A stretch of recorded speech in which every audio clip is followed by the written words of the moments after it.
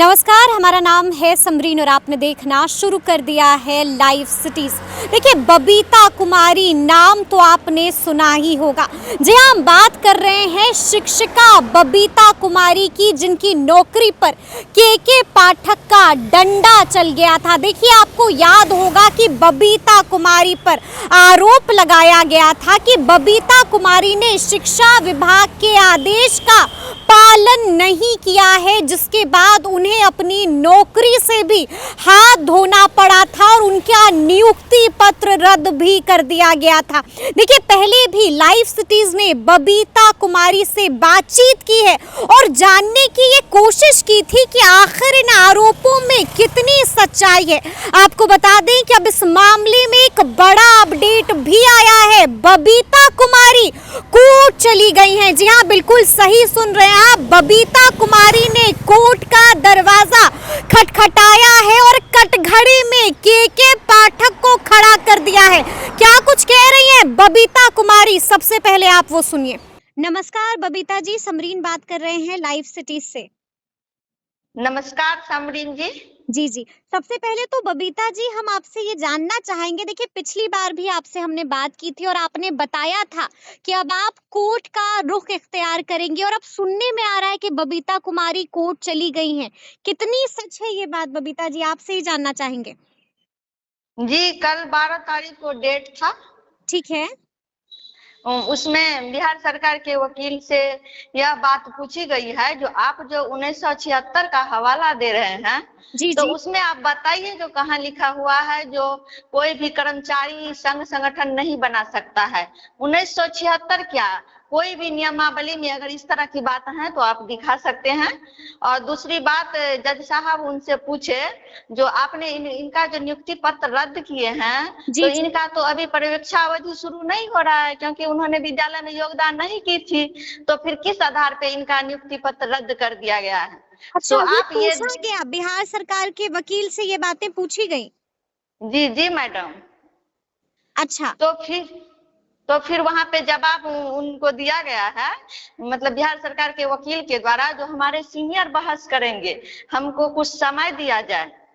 तो फिर 1 सप्ताह का टाइम दिया गया है।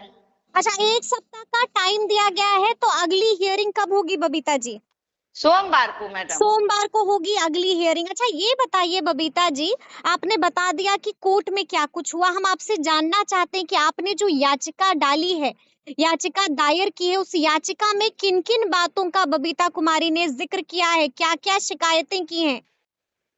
याचिका में तो सबसे पहले मैंने अभी तक किसी तरह का संगठन नहीं बनाई थी, तो इसके बारे में दायर की हूँ। और दूसरा, 1976 नियमावली का जो हवाला दिया गया है, जहाँ पे आप किसी भी तरह का संघ संगठन नहीं बना सकते, उसके बारे में हमने याचिका दायर किए हैं। तीसरा, हमारी पर्यवेक्षा अवधि अभी शुरू भी नहीं हुई थी और उससे पहले हमारी नियुक्ति पत्र रद्द कर दी गई है, हम इसके बारे में याचिका दायर किए हैं। इन बातों का जिक्र आपने किया है। कटघरे में किसको खड़ा किया है बबीता कुमारी ने? जी, कटघरे में हमने माननीय अपर मुख्य सचिव महोदय को भी और डीओ साहब को, बीओ साहब को, पंचायत सेवक सहित सभी लोगों को कटघरे में खड़ा की।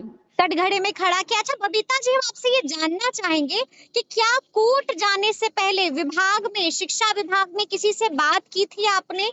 किसी से आपने बताया था कि क्या कुछ हो रहा है?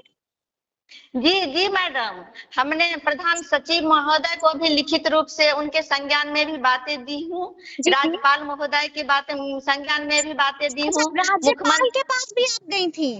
जी मैडम, मैंने राज्यपाल के पास भी लिखित रूप से आवेदन दी हूँ।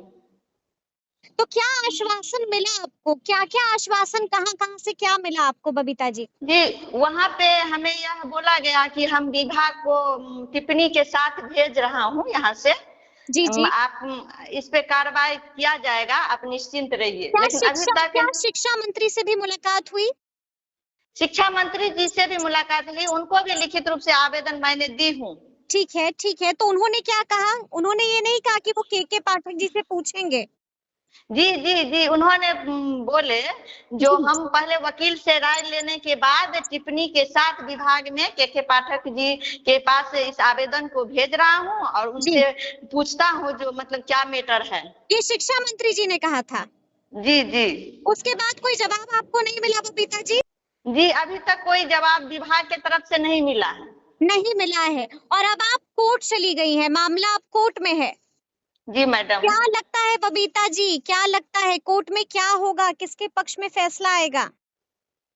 जी लग तो रहा है जो मेरे पक्ष में 99%। अब देखिए, समय का इंतजार करते हैं। समय का इंतजार करते हैं कि क्या कुछ होता है। बिल्कुल बबीता जी, हम भी नजर बनाए रखेंगे और आपसे बात करते रहेंगे। चलिए, बहुत बहुत शुक्रिया बातचीत के लिए।